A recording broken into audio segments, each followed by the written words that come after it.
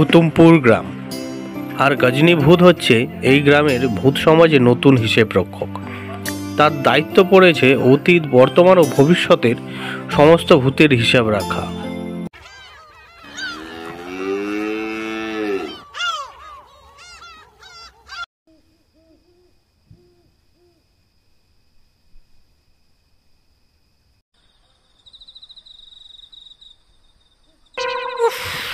সব এসব ভুলিয়ে যাচ্ছে। কাল সকালে উঠে কার কার বাড়িতে রিসান মারা গেছে আর কার কার বাড়িতে লোক মড়ো মড়ো করছে, এই হিসাবটা আগে করতে হবে। এই 1 2 4 5 9। আরে কি রে গজনী, কি করছিস? খুব ব্যস্ত নাকি? এই দিলি তো আমার হিসাবটা চটকে তুই। তোর তো নিজের নামটা মনে থাকে না। আমি তোদের মতো অকর্মণ্যে ঢেঁকি না। হলাম ঘোষ সোসাইটির নিউ হিসাব রক্ষক। যা যা এখান থেকে, আমার এখন অনেক হিসাব করতে হবে।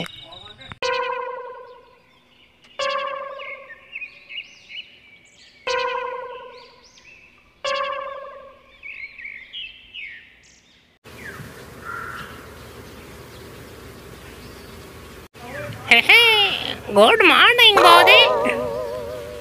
কি চাই তোমার? বলছি বৌদি, আমি অল ইন্ডিয়া ভূত অ্যাসোসিয়েশন থেকে সার্ভে করতে এসেছি। আপনাদের বাড়িতে কি কোনো ব্যক্তি মায়ের ভোগে যাবো করছে? এই ওলাউটা তো এত বড় সাহস! সকাল সকাল মরার খবর নিতে এসেছিস? দাঁড়া, তোকে আজকে আমি ঝাড়ু দিয়ে ভূত লাগিয়ে ছাড়বো। বাবা গো, গেলাম গো, বাঁচাও বাঁচাও।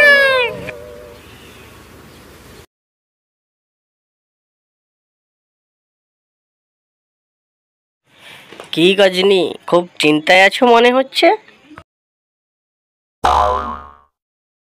হ্যাঁ গো টিটু, ভূতে সার্ভে করার দায়িত্ব পেয়েছি, তাই আজ সার্ভে করতে গিয়েছিলাম, কিন্তু ঝাঁটা পেটা খেতে খেতে বেঁচে গেছি একটুর জন্য। ও গড, আজ আমাকে ইউ সেভ মি। কাল তুমি এক কাজ করো। কি কি টিটু, ইউ টেল টেল। কাল সকালে বাড়ি বাড়ি গিয়ে দেখবে কোন বাড়ি থেকে কান্নার আওয়াজ শোনা যাচ্ছে। যেই বাড়িতে কান্না শুনতে পাবে সেই বাড়িতে সার্ভে করতে যাবে।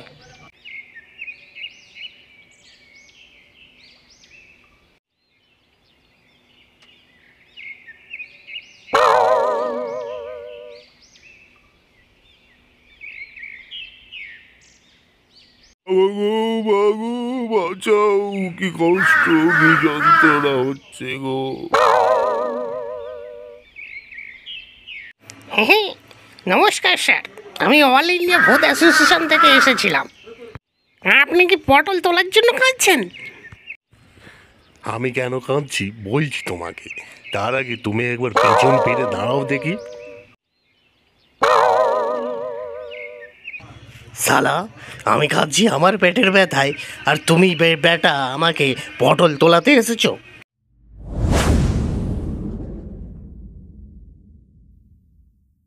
বলে আমাকে কেউ মানুষ মনে করে না। আমাকে মন্দিরের ঘন্টা ভেবে নিয়েছে, যে যার মতো বাজাচ্ছে।